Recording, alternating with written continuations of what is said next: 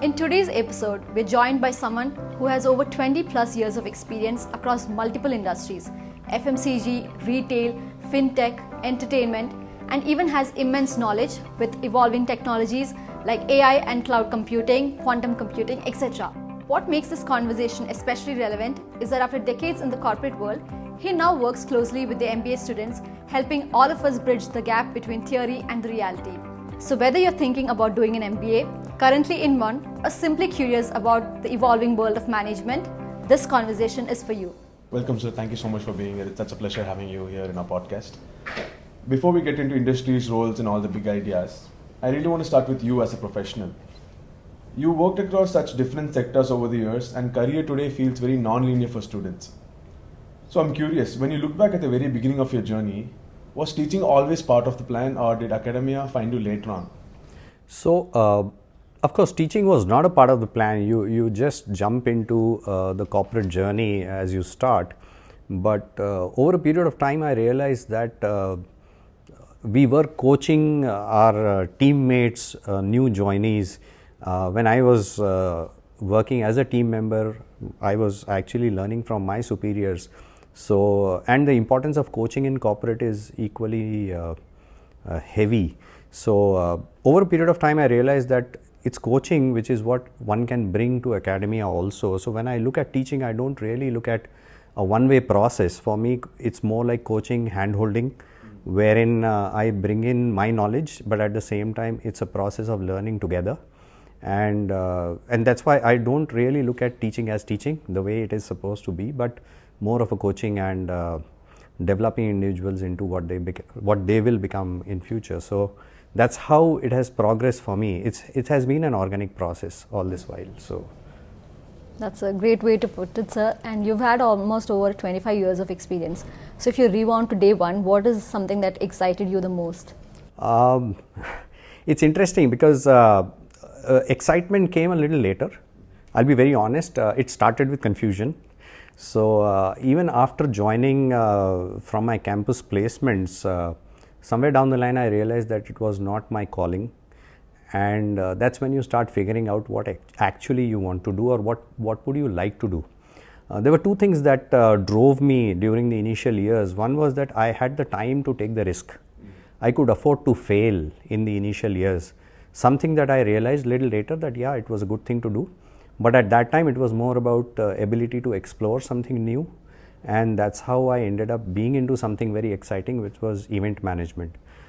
It was a risky move, but at the same time, it paid off very well. So I must say that both risk-taking ability and a bit of confusion actually drives you to something that you end up figuring out over a period of time. That's a very honest answer, sir. And somewhere related to that, and it's also something that I've always wanted to ask you. What's one job or role that you had that students would never guess from your CV? There are quite a few, but one thing that I distinctly remember, and this actually tells us the value of getting on the ground. So when I joined Coca-Cola, I was, of course, I was looking forward to doing a lot of exciting marketing work, which I was doing. But one of the mandate that we had was that we have to travel with the salesmen in their route truck. Something that I had not expected, and something that today if you see, it seems a little tough, but that's how you get close to your customers and your retailers, and that's something that you can't put on the CV directly, but that's what brings in that value in your experience. So and I learned a lot from that. So something that I can definitely say is that was an excellent experience, getting down into the villages of 10,000 population and arranging rural shows out there and stuff like that. That's something that stays with you for a long time. So very interesting, sir. You can almost never put that on a CV as anything. Sir, a lot of MBA students, especially in India, come with a lot of expectations about how things should grow very fast and things should move around. But you've had first-hand experience with it. So what do you think is the difference in the expectation and what corporates actually demand? I think it's both. It depends on which ship you are boarding. If you are joining, let's say, a startup or something which is still a small ship, I would call it, it definitely demands a lot more speed. It doesn't just move fast, it expects you also to move fast or react fast to the market situation. wherein if you board a big ship, if you join a large corporation, eventually there are pockets in that also which are moving fast, but to see that change come around sometimes takes a long time. It depends on what kind of journey you want to take initially, or what kind of opportunities you get. It depends on that. But what is important in today's context is that even large companies cannot afford to be slow, simply because the landscape is changing, the consumers are changing, the technology is changing so fast. So it becomes important that you remain agile. Even if you are in a slow moving ship, you are agile, you are constantly learning, and you are looking out for opportunities which can move that ship faster, because that's what will make you grow as a professional in your organization also. So speed is something that cannot be compromised. But I always say that two things: speed and accuracy. Build accuracy first. Work on accuracy first, then work with the speed. Otherwise, you will tend to fail much faster, and that is something you cannot afford. There's a very famous saying that a lot of people are going very fast but nowhere. So I understand. I also very creative analysis. It helps us understand better. And next question: in your corporate years, what skill helped you survive across very different industries like FMCG, fintech, retail, entertainment, etc.? What's one particular skills that helped you survive all this? Actually, it's been various skills. I'll be frank here. I cannot point out saying that this one thing made me work through the entire journey all along. I'll give you some examples, and this is actually a good point for all those MBA aspirants also who are studying or would want to get into MBA. Is like my first job, event management, quite fancy, show business. But what helped me was proposal making and my knowledge of business law, because I could read the contracts and I could make something out of it. Versus somewhere down the line, I ended up working on brand marketing several years down the line, let's say almost 10 years down the line. And what it tells us is that you need to take away the entire package with you, all the learnings that you have got, because you never know what will come handy, what will be useful to you during your journey. It could be 5 years down the line, 10 years down the line. So that becomes an important part. And for me, it has been, if I were to point it out, 3-4 things. So one is my knowledge of law, my comfort with numbers, and the creativity or creative problem solving, as we call it, is something that has helped me throughout. Love how you put that, sir. I have a question which is, I'm very curious to know this personally. What is one career risk that you took? Glad you made it now, but at that point, felt very uncertain. Yeah, it's, in fact, the fact that I'm sitting in Bangalore today is a result of one decision I took several years back. So I'd never traveled to South India. So for me, sometimes the motivators were completely different. I joined this startup, a business that was not existing in India, the business model itself. So very less information about what I'm getting into, frankly, on the career side. But what I realized, I wanted to get to South India simply because I had never traveled here. And it was kind of a risk because I was getting into something I didn't know. And it paid off because now 20 years down the line, I'm here. And I had a very fantastic 15-year run with one of the companies which we introduced in India as a category. And I've traveled the world because of that risk. So looking back, yes, it was worth it. But yeah, maybe I can add something here that the risk is there. But I learned this from one of my friends that a decision is not good or bad. You have to make sure that the decision you took is right. Make it work for you, exactly. So that's how I'll put it. So we really can't talk about careers today without talking about technology. And every student hears words like AI, automation, quantum computing, etc. And it's exciting but also very intimidating, especially for non-tech backgrounds. Given your exposure in this particular field, how would you suggest that MBA students look at AI and quantum computing not as engineers but as business leaders and future managers? I think we need to separate out the two. So AI is going to stay. AI is something that everyone is exposed to and using today, and it's going to be more and more integrated into your daily life. And I see that AI should come naturally and organically to all the students who are joining MBA or anywhere else. That's not going to change. The way of doing things will improve, is how I look at it. The human aspect will always stay. AI is not going to be a threat or a technology you need to learn. I don't see that as a thing. But I always also add that with AI, English is the new programming language. At least English or whatever language that you are using to train the AI or to work with AI. And hence it is all the more important that you are able to express yourselves very clearly. Your ability to express yourselves in writing or talking to an AI interface is all it is required, but that skill itself you need to train yourselves on. So that is the first thing. Quantum computing, we are a little far, a little early in that stage. I would say quantum computing is 5 to 7 years away from us by the time it touches us in our daily lives. And even if it does, I don't think people like you and me are going to really operate those systems directly. We might definitely see some changes in terms of the speeds at which things are happening, or some new innovation that comes out which is led by quantum computing. But somewhere down the line it will be translated into human interfaces that we work with comfortably. So if at all quantum computing is going to impact us, it is simply going to make things better for us or easier for us. That's how I'll put it right now. But we are a little far away from there in terms of our day-to-day use. AI is definitely going to stay, and one thing that I can always again repeat is learn to work with AI and develop those skills, because that's exactly where humans will be required. I'm pretty sure your explanation made it slightly less intimidating for people. And English is the new programming language. That's a very interesting answer. I've noted it down. I might use it later on. So adding on to that or tying into that, if you were to start a business today, what is one AI area that you would say is not hyped up but actually it matters? And I think business to business, it depends. I would put it differently, that if you were to start a business today or businesses in the future, they will have to or they should work AI backwards.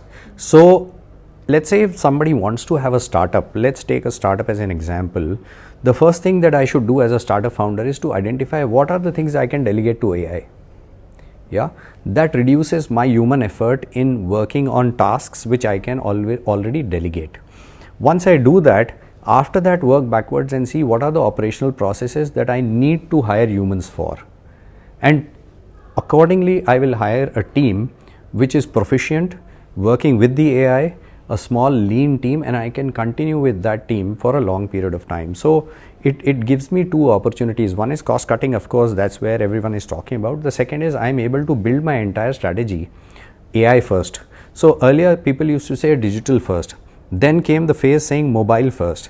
Now is going to be the time where we say AI first. So find out what is going to be delegated to AI, then build your strategy, and then of course you have to have your core product competency in place. That you cannot take away. But also important that when you are building a moat, let's say for a startup founder, you have to see that that moat is not destroyed by AI and quantum computing, of course. So that is the other aspect that one needs to take care of while building a business. So a startup example, but this is how it is. When it comes to a large organization, and here I remember attending one of the podcast with one of the senior Pepsi leaders, and how Pepsi was doing it, or what I took away from it was change management is what big companies are looking at.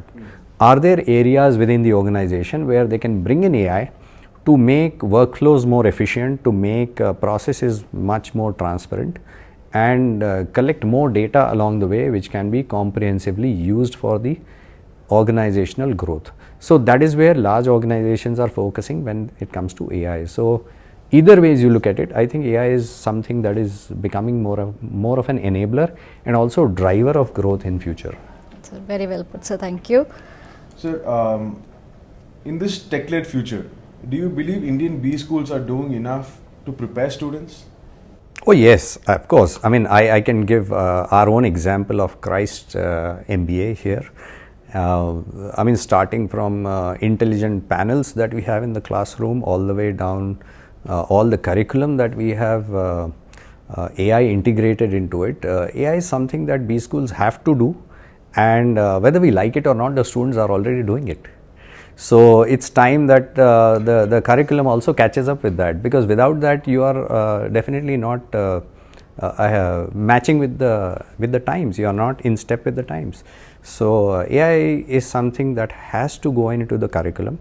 The enablers have to be identified. We need to identify the opportunities where we can introduce AI at the right place, and in order to do that, upskilling is required, not just for students but also for some of us who are into this teaching or coaching process ourselves. So upskilling is something that is required, and also connecting the dots. As I said, the human aspect of it.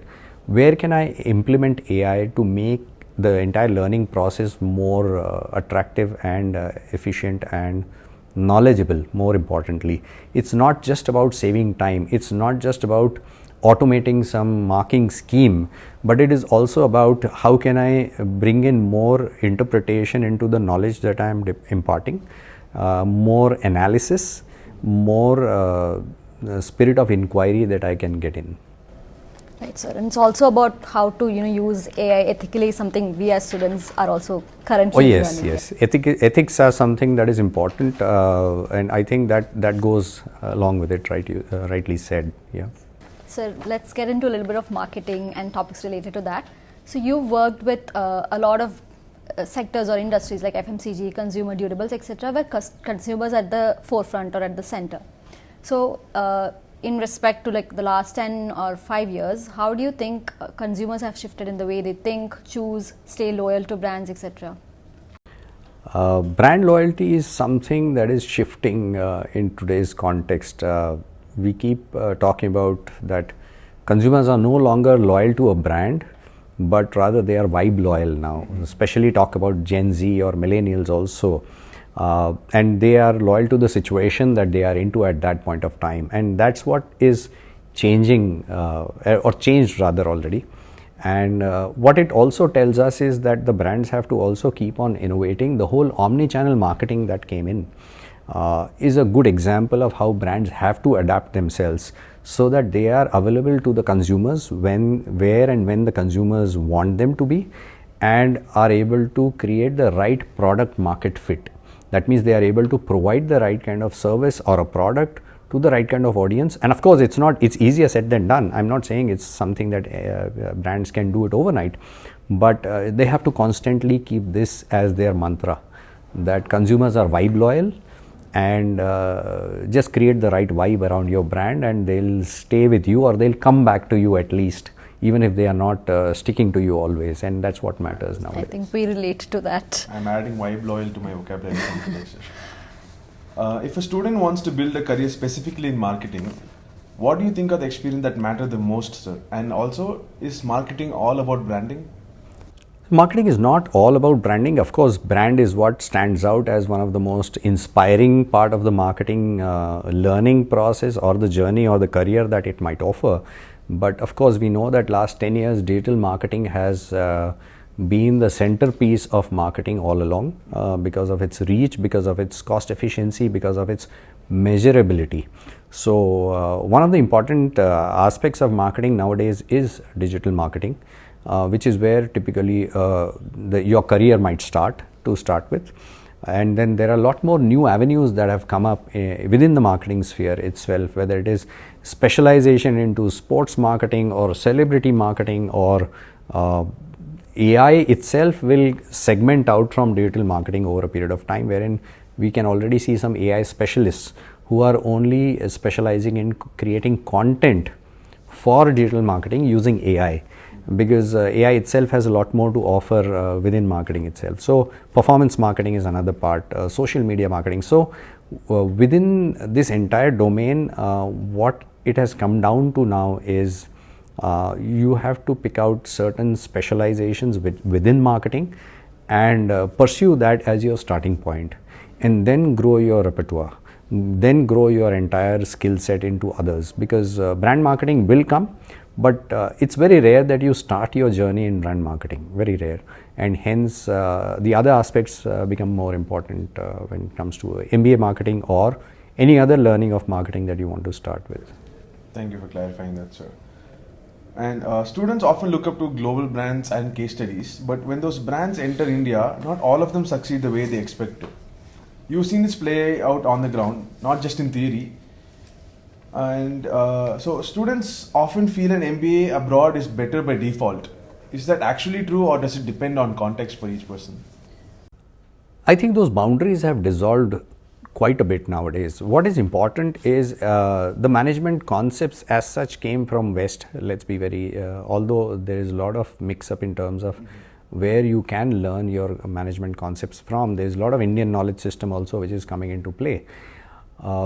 Essentially what is important is the exposure and the curriculum that we design. So as long as we are designing a curriculum, as long as the curriculum is taking care that you have the right kind of learnings from all over the world, that's point number one. Point number two is the exposure. Are you able to expose the students, or are we able to expose the students to the right kind of inputs that are happening around the world? We have very limited window, possibly because of the language. We are comfortable with English, but there are many markets which are not working in English language, but they have some fantastic examples. How can we bring that into the entire learning system? There are a lot of, the case study method itself puts you into a situation of a protagonist who is into a business, and the whole idea about a case study is that it can create or simulate an environment for you to be in the position of a decision maker and try to evaluate the business that way. So exposure and curriculum design are the two things which can make an MBA global or keep it isolated, and that's how I'll put it. So and then of course the third part that comes in is the attitude that we build along between the students as an institution. What kind of attitude are we building? An attitude of learning? Are we building an attitude of being fair, transparent and forthright in our approach?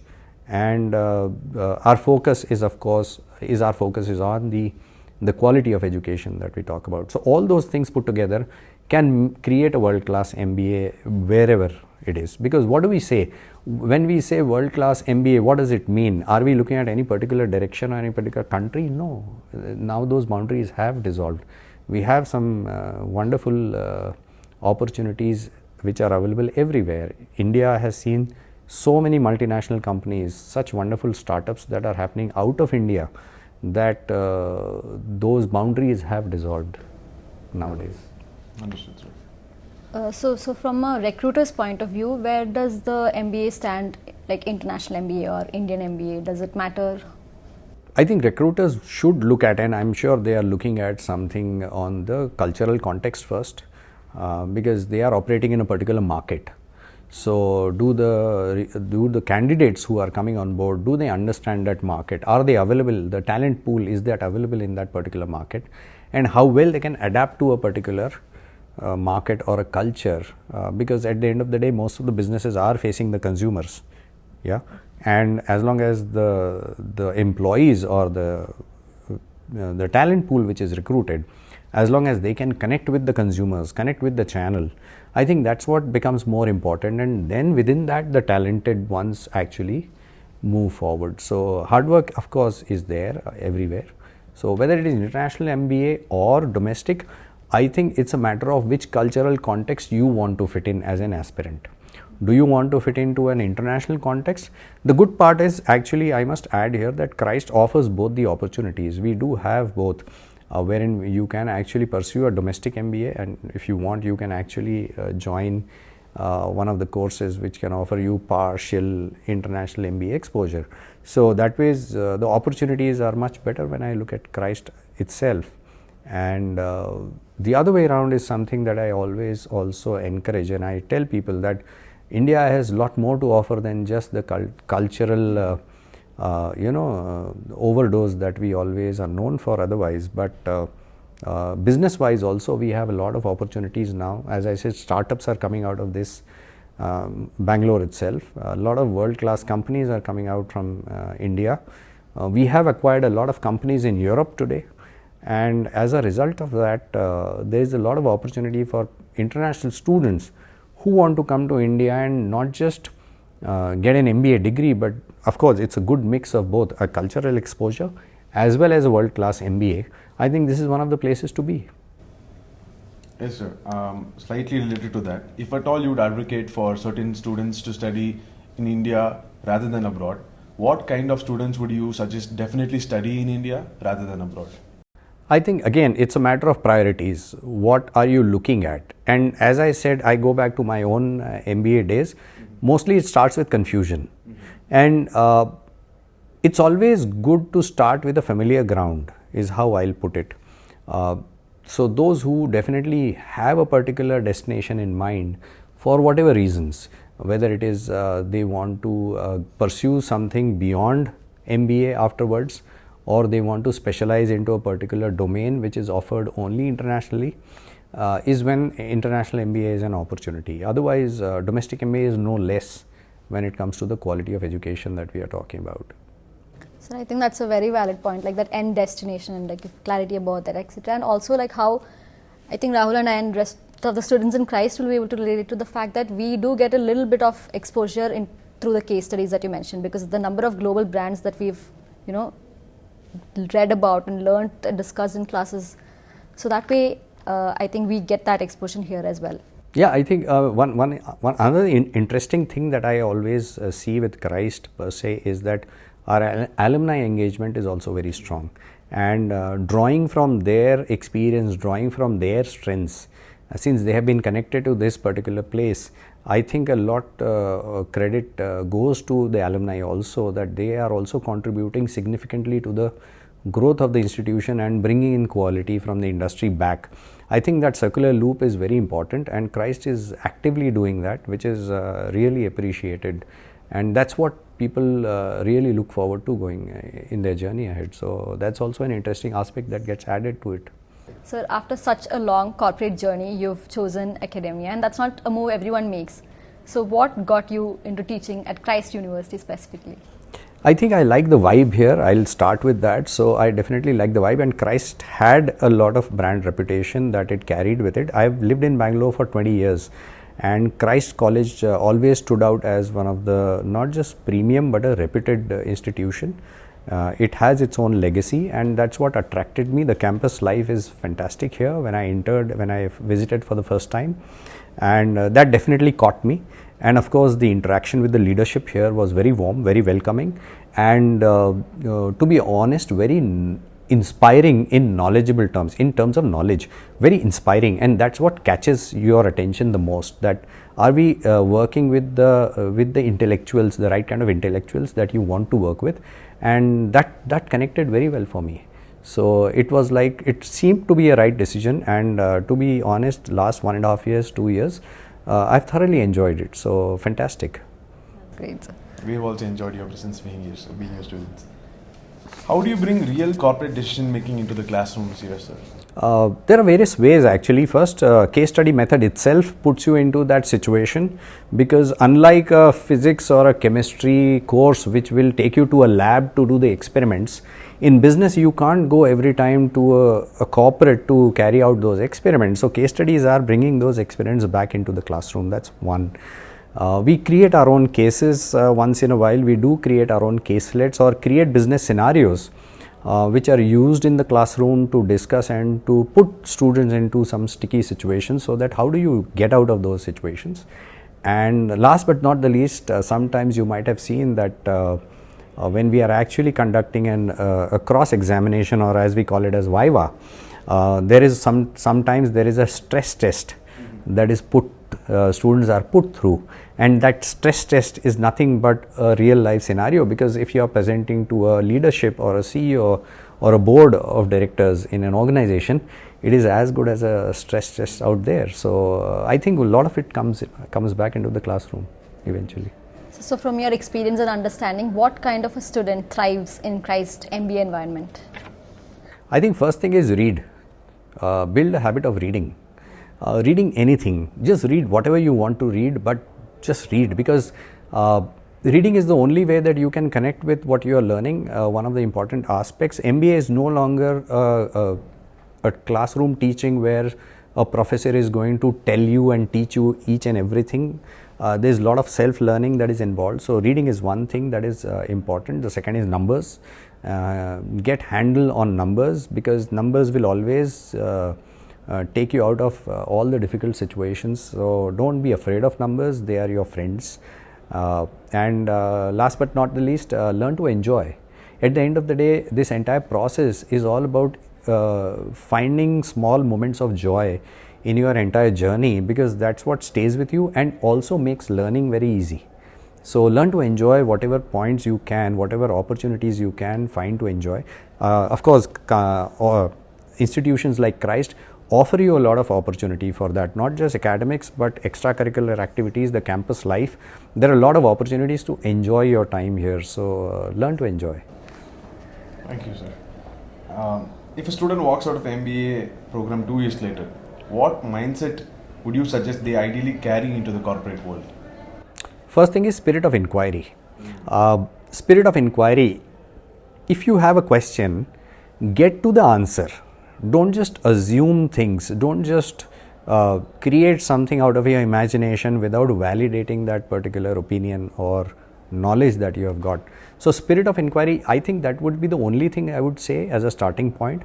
If you carry spirit of inquiry and investigate every time you have an opportunity or a question, investigate, get down to the details, it will solve 90% of your problems, or it will give you 90% of your answers. The moment you investigate a question, most of the answers lies in the question itself. So spirit of inquiry is one thing that one should always carry with them. I used to think spirit of inquiry is only about asking questions, but now that you mean it's about finding answers rather than asking questions. Yeah. Thank you. On your own, because when you get into the corporate, actually nobody is there to give you answers. Today you are in a classroom, you have a professor who will answer you. You are expected to find the answers for the problems that the organization is facing. So a spirit of inquiry or investigation is the only way to get to those. Wonderful, sir. So before we wrap up, let's do a quick rapid fire session with you. So if your career were a movie genre, what would it be and why? I would say I really get inspired by this movie Chak De India. So I think I can put it there because it tells you, it teaches you a lot about hard work, discipline and consistency. So like people say that talent alone cannot take you far away unless you have put in the consistency and the hard work. And that movie is a very good example of that, and I think I can relate to it a lot. Okay. What's one corporate habit you still can't shake off as a professor? First of all, as I said, enjoy. So I like to have fun whenever I work, and I try to bring that fun into the teaching and learning that I bring in. At least I make an effort, and I also try to find moments of joy myself. And that's what I learned in corporate, that there will be days when things will not go as you have planned, but at the end of the day you have to still overcome that because business has to run. And that's what you bring in here. That you have to do what you have to do. Okay, one question student always ask you that make you smile internally. When I get asked a lot about my experience from my past corporate life and all those working with the movie stars or some other fancy stuff, and it's always interesting to see it wakes up some of the students who are sometimes not paying attention. So it's always nice. Yeah. Sir, using only 3 words, describe today's MBA students. Well, I can describe all the students in those 3 words. It's basically a generation of constant distracted attention. People are multitasking, students are multitasking, but at the same time they are paying attention to all 3 or 4 things that they are doing simultaneously. Interesting, that's what I would call it. Okay, one habit MBAs should build before graduating.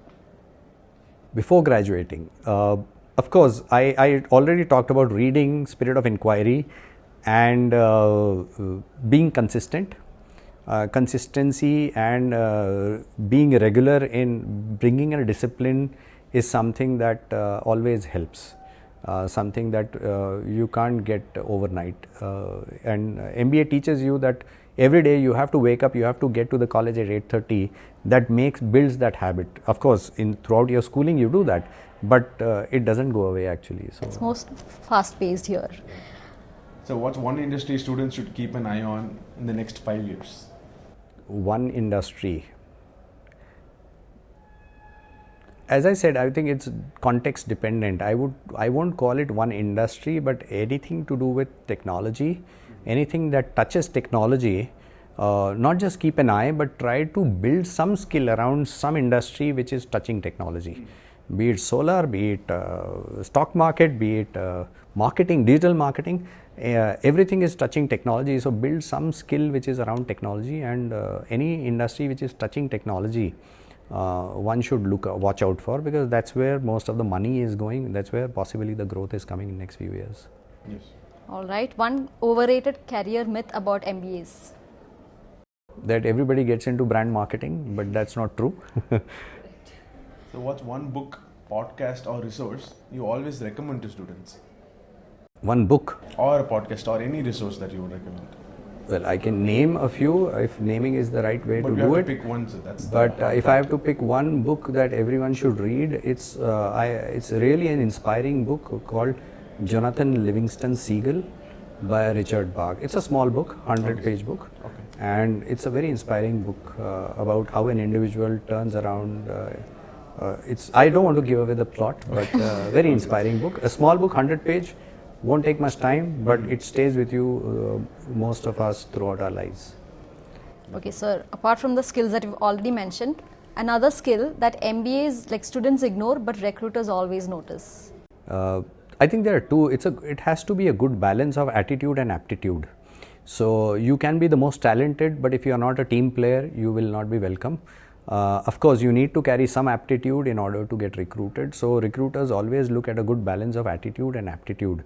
The best guy in the room may not be the best person working in the team, or sometimes they can actually destroy the teams quite fast. So recruiters do look at their attitude as much as the aptitude. One thing that students should stop doing in B schools immediately. Stop doing in B schools immediately. I don't think there's anything to stop doing. I think it's a matter of how you do it. Okay. Understood, sir.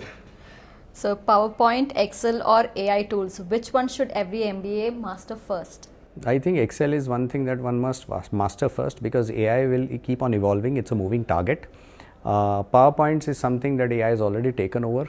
And as if I quote some of the leaders, business leaders around the world, like if I'm not wrong, it is Jeff Bezos doesn't work on PowerPoint, and Amazon has a culture of bringing in proper Word documents to the meetings and stuff like that. PowerPoints are important in some cases. I won't, but you have AI to help there. AI itself is evolving, so Excel is something that will make you comfortable with numbers. And more important within Excel is data interpretation. Everybody doesn't need to know how to make pivot tables, but what you need to do is how to read pivot tables. So data interpretation becomes more important within that. Interpreting numbers, interpreting data is more important than anything else. So what's an industry that looks very glamorous from the outside, but it's actually the toughest to survive in? I think any industry, I'll be honest, any industry, the more the glamour, the more cutthroat it is. I've worked with some of the leading organizations in the world, and while the brands are fancy, you must remember that you're working with highly talented people who are also hardworking. So it becomes that much cutthroat. So there is no easy money or easy lunch anywhere. And it's not brutal, I would say, but it's definitely cutthroat, it's competitive. And what one should, of course, work cultures are work cultures. They are defined by the leaders who are running the companies. So I can't comment on that. Work cultures can vary based on how the leadership is, but it's as tough anywhere. There are no exceptions to it. One buzzword that everybody uses but rarely they understand. I mean, AI is one thing. Everybody, I hear people calling themselves as AI experts. I always say that the only expert when you talk about AI is AI itself. Everyone else is just catching up. Mm-hmm. So what's one mistake students make while choosing a specialization? They go with a lot of opinions. Opinion shopping is a very bad thing. Do not go around asking 10 different people and never ask somebody who has not done it himself or herself. So stick to one mentor or two mentors. Good or bad, at least you would be on moving forward and not going around in circles. One piece of career advice you followed and one that you happily ignored. Well, career advice I followed was I wanted to be a physicist, but one of my uncles, and to your previous question also, one of my uncles was a scientist, and he advised not to pursue physics for whatever reasons, that he was a very well known scientist himself. And then I found a mentor who was just a couple of years senior to me, and he advised me to get into marketing and do an MBA and get into advertising. And I'm here, so I don't regret it at all, although the physics part of me stays with me even today. But I don't regret switching to MBA and pursuing a marketing career at all. It's been a wonderful journey. We didn't know he wanted to be a physician. That Yes. is a new information, Physicist, sir. yeah. Sorry, physicist. What's one habit you can spot in high potential managers very early in their career?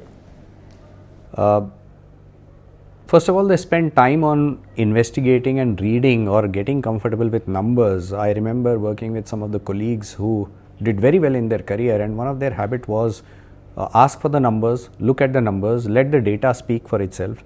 So they did rely on data when it came to, and not just opinions. Although your opinions do matter based on the experience that you have developed, but data is an important aspect of your decision making, so don't give it up. Okay, a leadership trait that's becoming more important today than 10 years ago. I think the human aspect of it is being evaluated or valued more. You have to be more empathetic towards the people that you're working with, even as a leader. And it is not just feeling about it, but also demonstration of it. I think that's where times have changed a lot, and we need to be more empathetic towards the employees that we work with, and we need to also demonstrate that in our actions. If you had to redo your MBA today, will you do something differently? And if yes, what would you do differently, sir? I think the today's scenario will force me to do things differently, to be very honest. Today's time has moved into bite-sized learning. You need to learn for the topic and make sure that the important parts of that stays with you. So bite-sized learning is something that has come in now, and that will stay. And if I were to do MBA today differently, I would end up doing bite-sized learning. That's what we end up doing nowadays, because that's what keeps you situation or vibe loyal, as we call it.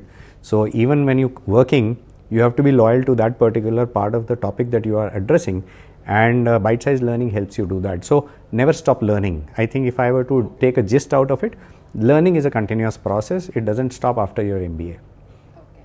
So we have a lot of listeners who are in the process of applying, or they're still confused. So what's one piece of advice you have for them? I think it's important to understand or realize that joining an MBA or pursuing an MBA as a 2-year course, you are investing 2 years of your life, which is going to stay with you for the rest of your life.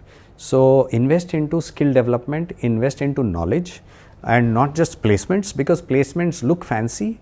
That sometimes gets you motivated to start the entire decision, but as we know that you never stay with one company forever.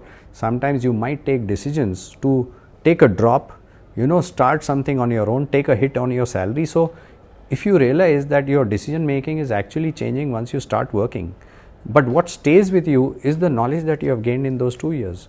And hence it is important that you invest your time and effort into learning, because that learning is going to stay with you and carry you forward, and not exactly the first job that you land up after your MBA. Yes, that's a wonderful takeaway, and that brings us to the end of our podcast. Thank you so much, sir. Thank for you your very time. much, and it was wonderful talking to you. Pleasure and honor having you here. Thank you, and wonderful talking to you. Thank you. Thank you. Thank you very much for listening. If you're an MBA aspirant listening right now and wondering what the next 2 years of your life could look like, learning from people with experience like this is what really sets a program apart. And if you actually learned something from today's episode, please share it with someone who is at that decision stage. Thank you.